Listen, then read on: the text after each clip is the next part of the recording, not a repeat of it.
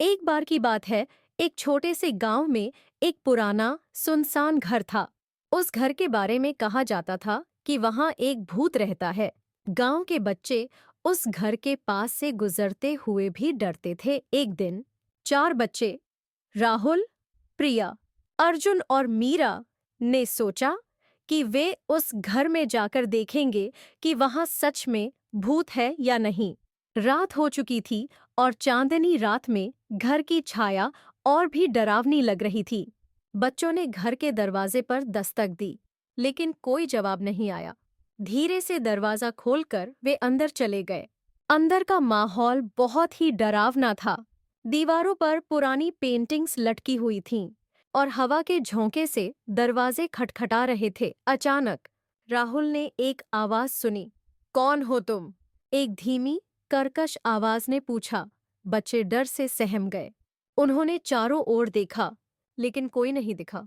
फिर प्रिया ने एक छाया देखी जो धीरे धीरे उनकी ओर बढ़ रही थी। वह छाया एक लंबे पतले आदमी की तरह दिख रही थी, लेकिन उसका चेहरा अंधेरे में छिपा हुआ था। अर्जुन ने डरते हुए पूछा, तुम कौन हो? छाया ने जवाब दिया, मैं इस घर का भूत हूँ। तुम लोग यहाँ क्यों आए हो? बच्चे डर से कांपने लगे। मीरा ने कहा, हमें माफ कर दो, हमें नहीं पता था कि यहाँ कोई रहता है। भूत ने धीरे से कहा, मैं यहाँ अकेला रहता हूँ और मुझे कोई परेशान नहीं करता, लेकिन आज तुम लोगों ने मेरा सुख चैन भंग कर दिया है।